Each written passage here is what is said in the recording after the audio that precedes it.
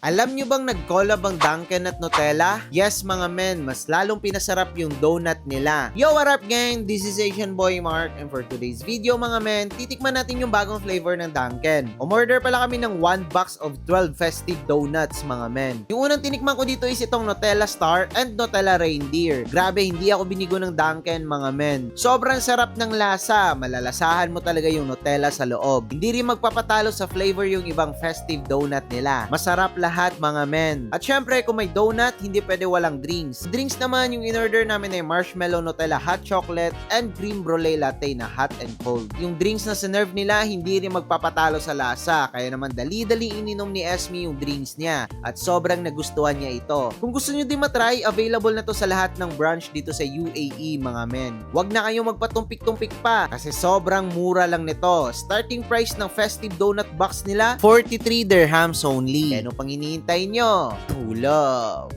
Gang! Gang! Skr! Skr!